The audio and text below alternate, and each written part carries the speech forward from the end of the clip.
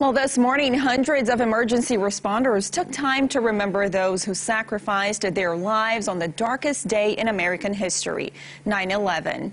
While it may be a few days past the anniversary, our Jesse Inman met with those at a Memorial Stair Climb who explain why the event means so much over 17 years later in this story that is positively Ozarks.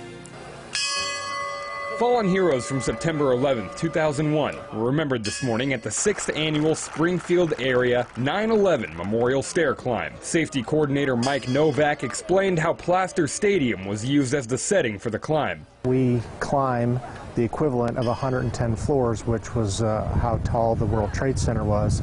And we do that. Certainly we don't have a 110-story building here, but we do that in a series of steps here at the stadium.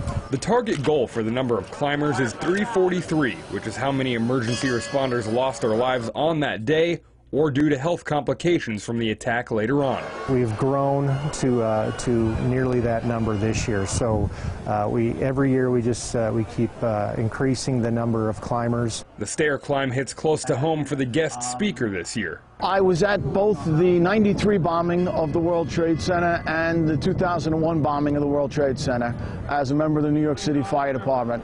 Video and images of the planes hitting the towers are unforgettable, but retired fire chief for FDNY Michael Dugan actually lived through 9/11. On September 10th, the day before, we had a party rededicating a firehouse that had been renovated, and we were out of it for a year and a half. There were 11 men at that party who did not see the next night. Dugan says lessons can be learned from back then and applied to the sort of fractured state he says we live in today. If we remember what we were like on September 12th, 2001, we will be better. We were all Americans. We didn't care whether you were Republican, Democrat, liberal, conservative. It didn't matter. We were Americans. We didn't care about race, creed, color, sexual orientation. None of that mattered. We cared about being Americans, and I think we have to get back there. In Springfield, Jesse Inman, Ozarks First. Climbers paid $35 to register, and those proceeds go to the National Fallen Firefighters organization, which benefit the survivors of 9/11 and those who lost loved ones.